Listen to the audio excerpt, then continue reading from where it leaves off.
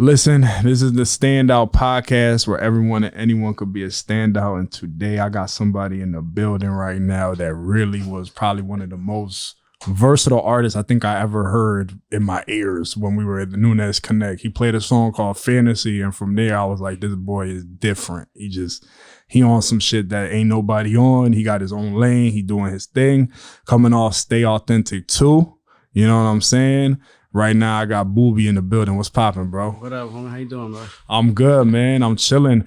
You know, man, listen, it's been quite a come up from you. And when I look back, I look to the journey because my boy Eddie was the first one to put me on, and that's when you had What's Up out. And that had like 1,000 views.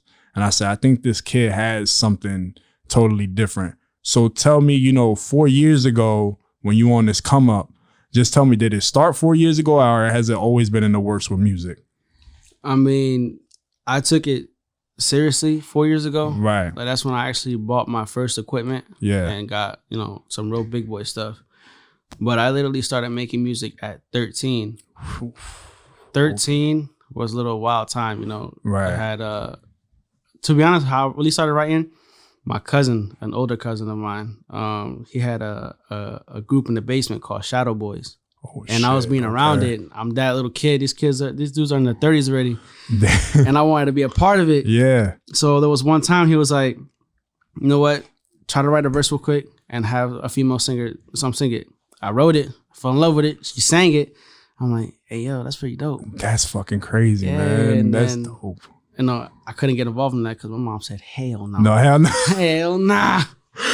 So after that, this is like, I started writing bit by bit, but I never really took it seriously. So you was just writing all through school just in hopes that one day your mom be like, yo, you could go to that studio and get popping. Like, you was just waiting. Tell me how that was. That must have been crazy, just having so much material already before you even got to the studio.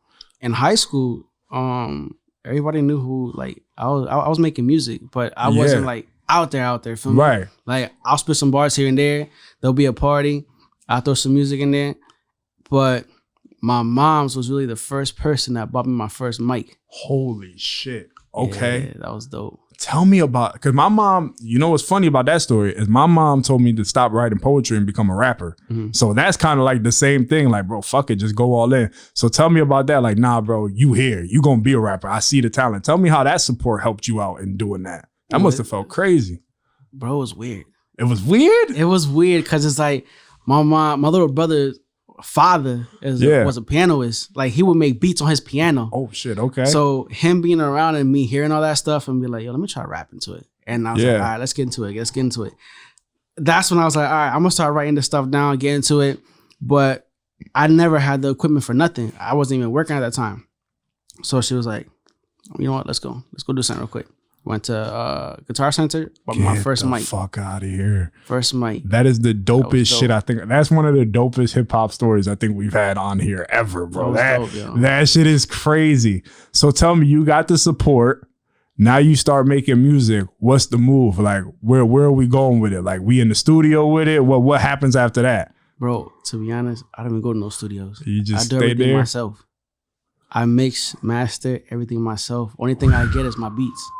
And it was funny because when I was doing the research for this, I remember you had said one time, you said, bro, like, I think I do all this shit by myself, so I know what it's supposed to sound like. Mm-hmm. So tell me, like, obviously in the home, you said everybody was playing music, all that stuff. Do you just know now what it's supposed to sound like and what it's supposed to be off rip? Like, you already know what your sound is? I mean, if we want to get technical about it, if you listen to some of my music, different parts of when I drop it between the 4 years, I have different sounds and different tracks. Right. I know my vocals. I have I could sing a little bit. Right. I could rap. I'm not completely there how I want to be yet. Right. But I'm still, trying to learn to get studio quality sound out of learning doing it by myself. Yeah. Because I mean, from Stay Authentic 1, Homicide is probably my favorite song off that album. Appreciate You know what I'm saying? And your rapping ability is what struck me. It was like, whoa, this kid is coming off. This shit is hard. We here. We in this. And the studio quality to me, like I told everybody, it sounded like you recorded that shit in fucking New York somewhere. It sounded like you recorded that shit at Quad. So it's interesting hearing that. So being a writer, producer, engineer, all that shit by yourself, is there a fear sometimes of going to the studio because you know what you want out of your sound? Like, is there like that fear of like, talk about it? I've had that once. We know him, Dante. Okay, Dante. Shout out Dante. Yes. We went to Dante Tweaks. When we were in his studio, I did a track with him, and I was nerve wracking. Like, I knew what this dude was doing with himself and how he had the ability to sound quality with all that. And I'm sitting and I'm rapping. I'm like, I wonder how this gonna sound, because I'm so picky with my sounds. That's my thing. And are you ever, because let me ask you this. I've been in the studio. I've had that same problem. Do you ever get nervous of nitpicking over somebody's shoulder? Like, do that ever scare you with your creation? Because sometimes I'd be like, bro, I know the EQ on this don't sound right. I mean, I haven't hit that point yet. I haven't hit that point yet? Yeah, because like I said, I've only really been to like a real studio with him. That's it? Besides that, everything's been at home. Damn. I'm telling you, wow. It's just, so is it just the fear of like not letting people hear it? Because I've had that fear too, where I've written some real crap. Because, bro, I'm telling you with this dude, that shit, that Stay Authentic shit, it's real authentic then, coming from the soil, everything like that. So are you just like, bro, I'm so close knit with my creation, like this is all me, I can't let this shit out, like I have to only let this out to the fans? Is that what it is? Like, you so... I think the reason why I planned on staying solo and doing everything myself is I criticize myself. Yeah. So it's like, I'd rather take the time to mix and master it to a point that I can, or I'll let somebody else hear it for a little bit, right? And then give me the feedback so I can know what I'm doing, right? On this track or on this track. And sometimes I can't just go like to a studio and be like, all right, I'm about to blow this out. Yeah. Nah, I gotta literally sit there, write what I gotta write, sing what I gotta sing, back and forth, cut, edit, all that stuff. So it takes me a while. Yeah. What's the longest you've probably sat on a project before you released it? To be honest, the longest was Authentic As It Comes, #2. How long was that? I sat on those tracks for like 2 years. Oh my God. That's how bad it was. 2 years? Yeah, 2 years. That's wild. That's insane. About four of the tracks, I've sat on them for a while. And I've threw the previews out there. Yeah, and because I remember the previews, I think there's one that you shot a video to. And that song was just hard. I'm drawing a blank on the track names. I had them all in my head too. But Stay Authentic 2 was hard just because off the fact of this was kind of you coming into your own sound, I felt like, though. Like, you kind of knew with this album, okay, I did Fantasy, I did Homicide, you had I forgot the other one's name. I think you had the video to that too. Trials and Tribulations. You had all those. And it sounded like you were coming into your own. And then when it Stay Authentic 2 came, it sounded like I have this shit together. But you say you held on them for 2 years? I did, bro. I did. Damn. I did. So tell me about that. Was it just like everything every day, just in the studio tweaking and tweaking and tweaking and tweaking and tweaking? Or was it just like I'm listening to it until I can't no more? It was some tracks that I've listened to it. I think it was like Break You Off. I did Break You Off. Right. And to me, still, it doesn't sound like the quality how I wish it could sound like. Right. But that one took me a while. I'm talking about a couple of weeks to fix it. I think the process with that album, there was literally certain songs where, all right, that's for the club, that's for the party, that's whatever. But I think there's 2 tracks on there. The first track, I was emotional when I wrote that. I remember hearing that track, and it just sounded like you were literally like, that's why I say Stay Authentic 2 was really, to me, like you were coming into your own, because there was a lot more emotion on that. I felt you. Like, it felt like you were going through some real shit. Yeah. And so talk to me about it. Is that why you were afraid to push it out there? Because it was like, bro, this shit is really like me right now. Like, not saying Authentic 1 wasn't, but this shit was like, bro, this me right here. I think I took a little more time to drop that out because I pay attention to my surroundings, when people, what people listen to, what people like, what people want to vibe to. It's like, I see the generation of how they're listening to music. And, you know, to me, it's like, I don't think some of these kids will like that because they're all up in that rah-rah stuff. Yeah. So I was like, you know what? I already got a little fan base. Let me stay true to it. Let me stay true to myself. And let me just drop it.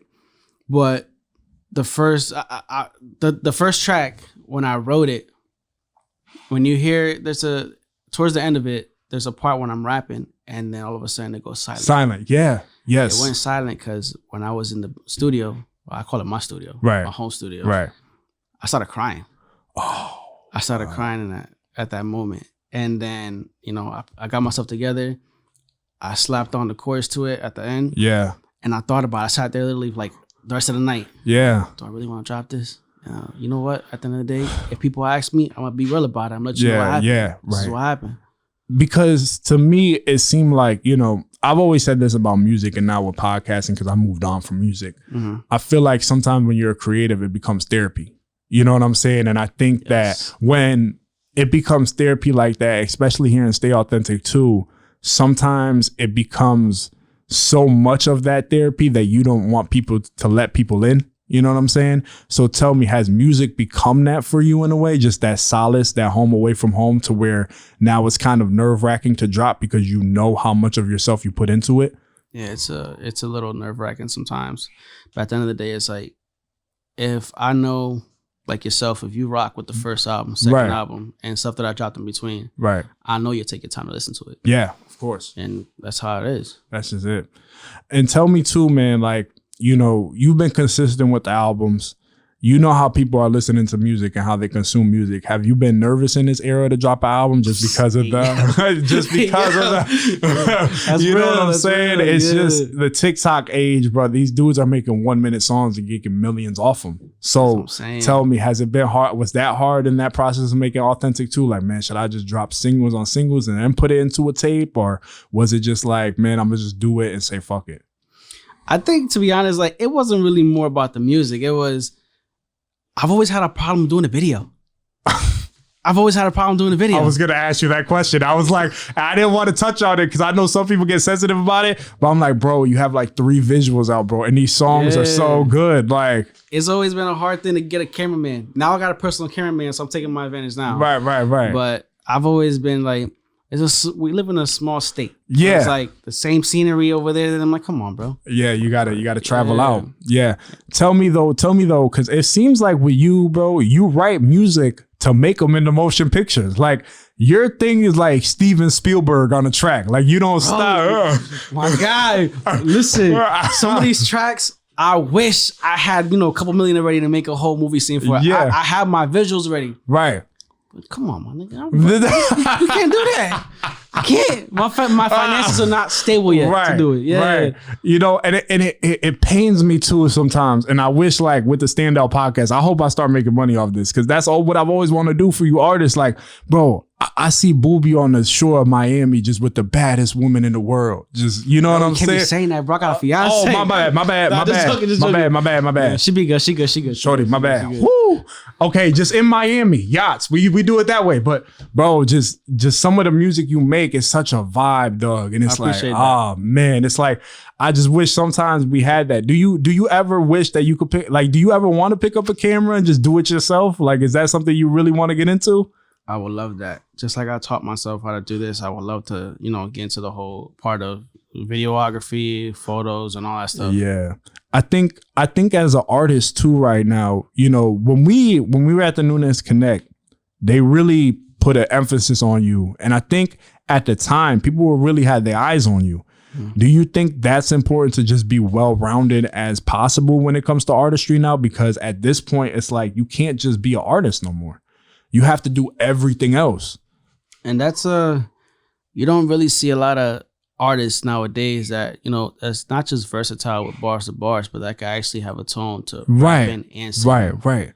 I mean, I'm not the best singer, but I'm saying too, I was gonna ask you about that. Where did that come from? Because your voice, it's like you could rap like Big, but then you could fucking sing like Trey Songz. I'm like, what the fuck? I'm like, yo, like, what? How the fuck did you do that? Like, what is it? Just the combination of music you listened to as a kid, or was it just effortless practice? Was it church? What was it, bro? I've always loved like R&B. I'm a 90s head, so it's like everything to me has always been like Drew Hill. Oh shit. What's it called? Chris Brown, or something that has to do with romance. So I like singing. Like, I love it. So that's how you learn, just listening to that stuff and just taking little bits and pieces. Basically, and practicing, because my vocal tones was not how it is right now. I'll tell you that. Tell the people at home, how do you practice? Are you just in the room every day just singing? Like, what is it? My cheat code is if I let's say I don't rap for a while, or I don't sing for a while, and I'm trying to get my vocal tones high. Right. I will listen to literally Chris Brown.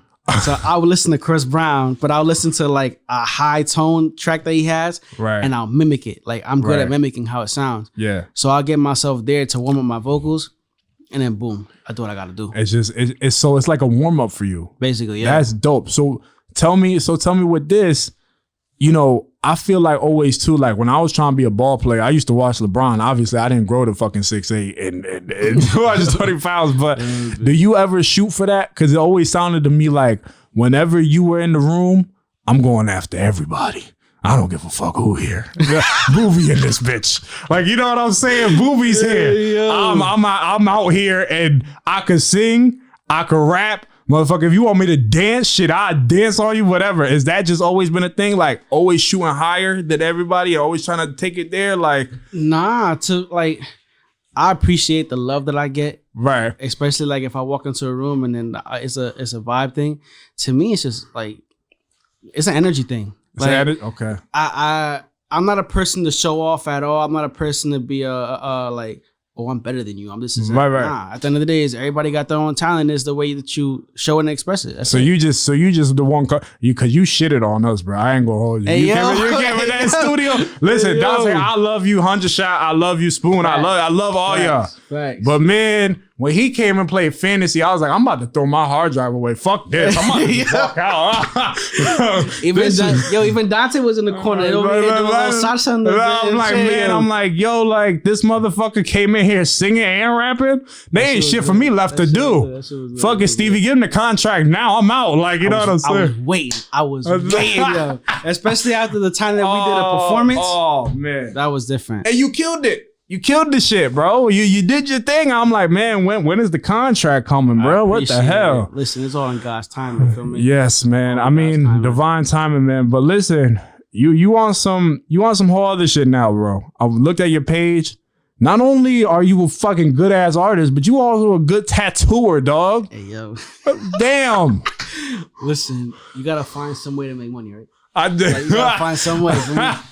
Somehow I went from cutting hair, being in a barbershop, to trying to do art now. Tell me about that journey, going from being a barber to a tattooer. You were a singer, you were an engineer. Tell me about how you just become multifaceted. It's just you trying to jump into everything. You just don't care. Whatever make money is you trying to do it. I like, I'm a hands-on type of person. Right. So it's like, even when I was in high school, I used to get a haircut from the person up on the street. Right. And I was basically a test dummy. So I go to school with halfway hairline that way, and I feel it. Crazy. I just got tired of it and started doing my own thing. Yeah. I got good at it, started cutting hair, and then took off from there. Right.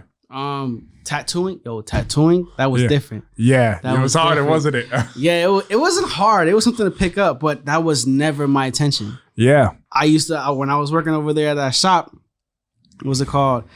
I was a receptionist in the front. Right. All of a sudden, they were like, listen, you want to learn how to tattoo? It's good money. I'm like, all right, screw it. What's up? Screw it, yeah. I got my first tattoo gun, and boom, look where I'm at now.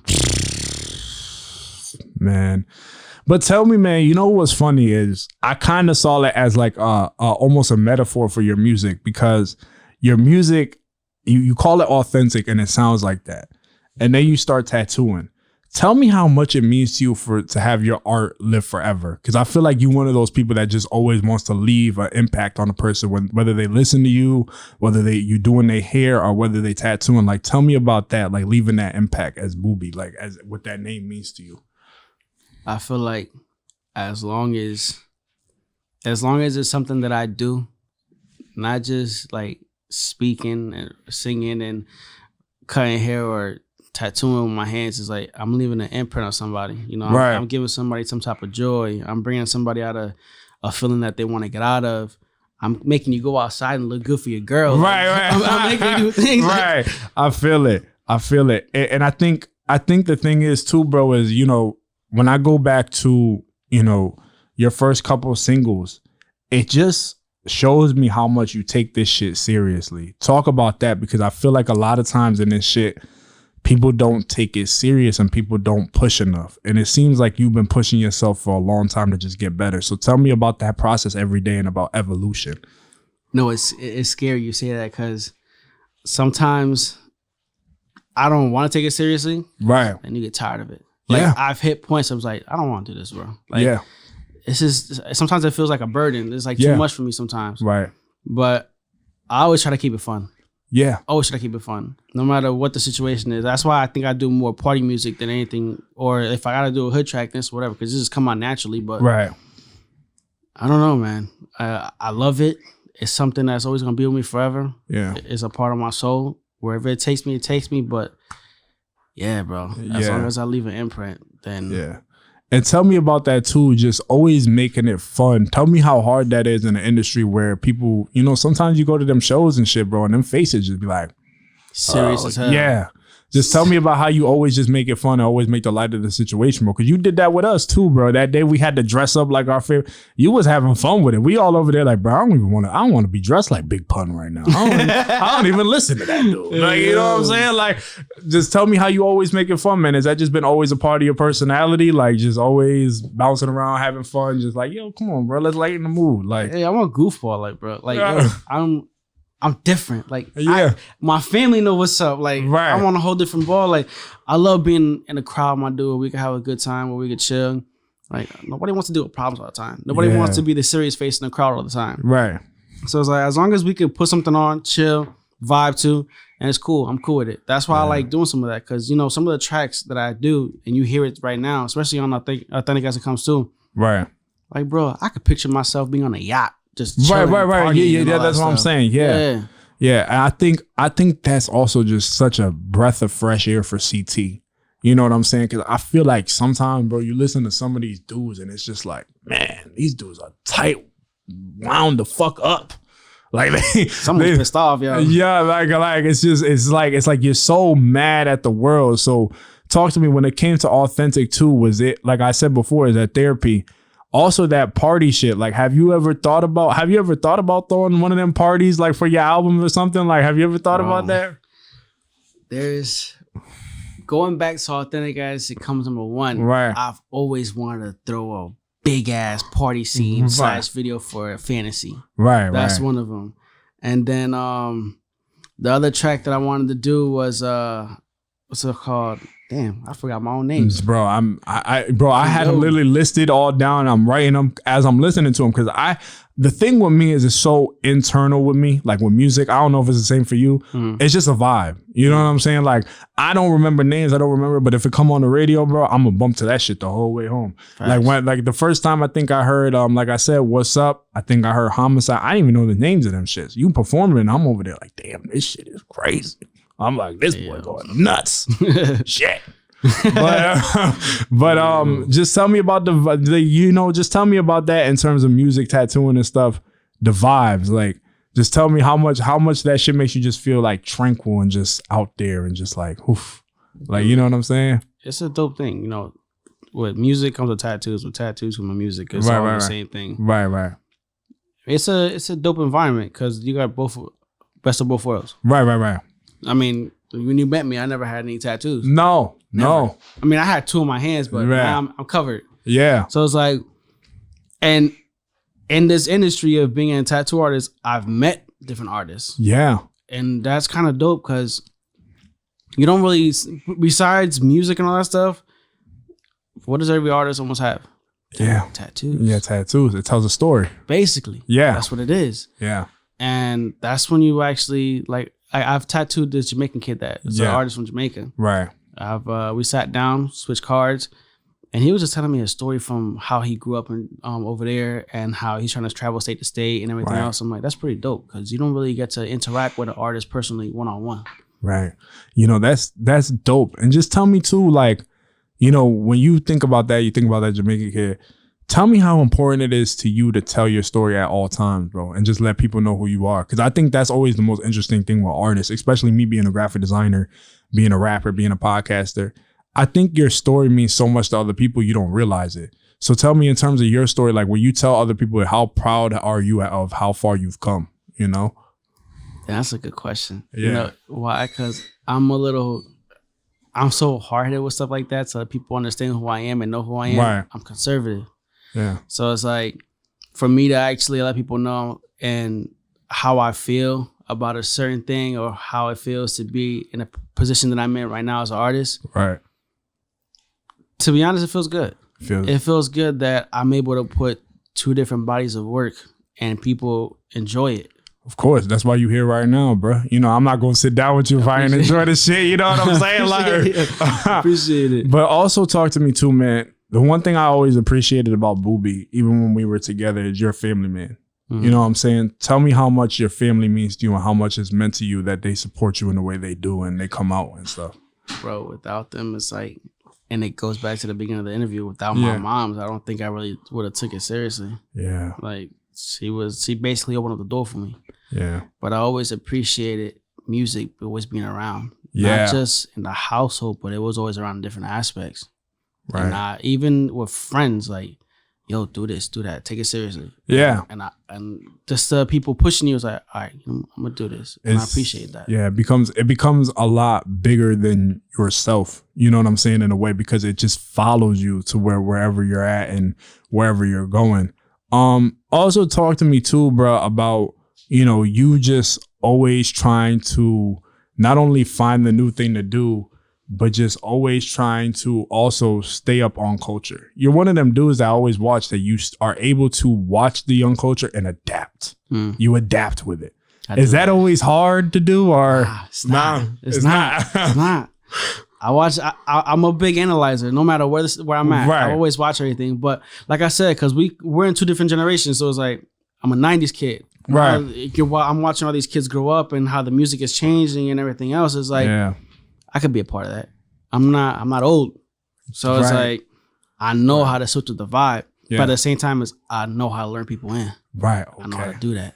Tell me about that, because you're quite the businessman. So tell me how you've learned that over time, how to get people to come to you. Because that's an important skill in terms of artistry and stuff like that. I'm good with my words. That's my thing. My words are like a fish hook. If I say you done, I'm catching you. Right, you catching you in. That's what's up though. But yeah, I'm just good with my words. Sometimes it takes time for me to express myself verbally, but when I'm writing on that pencil, it's something different. It's easy. It's different. You should know that. Yeah. I know you know that. I know you do. Hey, I ain't gonna lie. I wasn't nowhere near y'all when I went to the Nunes Connect. I'm gonna just keep it out there. I was, whoo. Yo, I still got that video of you doing your thing. I still got that video. This dude was doing his thing. Nah, bro. You can't. Chilling. Listen. I was okay. I was all right. Y'all was the stars of the show. You feel me? You gotta give yourself some more credit. This dude was this nigga was out here chilling, singing it up, back and forth. Like we were in a club. I'm like, hey, that's a vibe. On top of the bar, everything like that. You know what I'm saying? Austin got to get known somehow. You feel me? Vibe. But listen, man. Tell me, where do you want to go from here, man? You've done a lot of shit for your age. What's next for Buby, man? To be honest, after I dropped that album, I haven't wrote anything since August. I haven't done nothing. But now, I'm picking up the pace and I'm getting myself back situated. I finally got a permanent videographer. Bro, I'm making movies now. I'm trying to get back into this music full blown. I mean, I've tested the waters when I first dropped the first one. Right. Tested it, liked how it come out. I slacked. I tell you that. Yeah. I slacked bad. I'm trying to make a comeback. Deja back there looking at me shaking her head, because the way I slack right now, that shit is oof. That podcast need to get going. I'm over there like, yeah, I'll get to it later. I'm going to do it later. That's like me. It's the same thing with the music. It's like me. Yeah. But it's just like, bro, when you have so much other shit going on, like I got school, I got work. You're like, as much as you want to be a creative, sometimes you don't see it. Yeah. Like, you know what I'm saying? You don't see it happening. You're like, I want it, but it's not happening. You know what I'm saying? But sometimes you just feel like overwhelmed. Yeah. I think, do you feel that way a lot? Because, bro, your music and shit, the way it is, you go deep. Do you ever just feel overwhelmed with the creativity sometimes? With the creativity, no. You know, I make a plan of how I want certain things to sound. Like, I want to be able to have somebody to be able to listen to an album throughout the whole thing and not have a skip button. Right. I mean, besides that, no. It's just life. Yeah. The only thing I could say with that shit is it gives you something to write about. But then on top of that, too, you got to be worried about what the fuck you're writing about. Because I done wrote some shit about my sister one time and that shit backfired. I done wrote some shit about some exes and that shit starts to backfire. You're like, oh shit. I'm not shit. About that. I'm going to have to X this one out. We going to take this one off of DistroKid tomorrow. Sorry about that. It'd be like that. I can't. A lot of the stuff that I write to is like, everything is not me. Like everything. Right. Like if it's something that I've experienced, all right, cool. If it's someone that I know experienced it, but like if it's real shit, then I did that. Or I've been through it. You just have to go through the experience, man. I think that's what it is. The experience is what make you a good artist and a good creative. Without that shit, you ain't really nothing. I could, and listen, man, I could tell from you, man, you really just doing it up. And not only have you been through your stuff, but you've turned your freaking tears into champagne, man. You know what I'm saying? And I really appreciate you coming out, bro. Probably the last question I'm gonna ask you, man, is, looking back at where we were in the group and shit like that, how far do you not only feel like you've developed as an artist, but just as a person in general? Like, I feel like that was a real learning experience for me. Yeah. A real eye opener. The fact that I was in VIP with Mano. Yeah. And I've met Don COP and, having those conversations and being able to do my first performance there, that was like, I like this. It's a little taste of what I really want. Right. And from that, and having you guys give me the criticism of having to listen to certain things. Right. Like, that's all something I had to embrace and keep in. Like, I appreciate that. No doubt, bro. It brought me to a different aspect of my mentality. It was like, I got to keep going. Yeah. Yeah. Listen, man, I just want to say, it's always a pleasure being around you, bro. I appreciate you. You teach me a lot on your story, whether it's in life, whatever, man. You really doing it up. Shout out to your fiance, by the way. Don't get mad at me. I'm his crazy homeboy. Don't worry about me. You know what I'm saying? Like, it ain't nothing. But listen, Buby, man, keep rocking, man. Keep doing what you're doing. I appreciate you for even coming. It's an honor. You know what I'm saying? Being a part of the standout, man, it means a lot to me. And listen, man, just keep rocking, bro. Just keep going. Stay Authentic is out right now on all platforms, yes, man. Sir. The second one. Yes, we waiting for the third. And when the visuals come out, I'm telling you, he's out of here. I'm out. Yeah, you're out of here. Miami, we're doing it up. The record label's gonna be calling. It's all the way up. Listen, Buby, tell them where they can find you at, man. Listen, I'm at a tattoo shop right now, feel me? Okay. 116 Main Street, East Hartford. Come get tatted by me. Let's have a conversation. Definitely. Let's mingle. Definitely. Listen to the music. Like he says, on all streaming platforms. Right. Support this dude, bro. Look what he's doing. Like, he's doing big things. Come on. I'm all right, man. I'm all right. Tell them where you can find you at on social media too, bro. You can catch me on my IG on Buby.ra. It's Buby.ra. Yo, RA stands for Rich Authentic. So people be calling me Buby.ra. Just know that it's not. It's a acronym. Okay. Yes, sir. We intelligent out here. I know y'all don't know that. We out here calling my boy Buby.ra. I feel like smacking that lady at the club. Call my boy Buby.ra. What's wrong with you? Listen, man. This has been the Standout Podcast where everyone and anyone can be a standout. I'm with my boy Buby. You know how it goes. You know how we rock. Man. Peace out.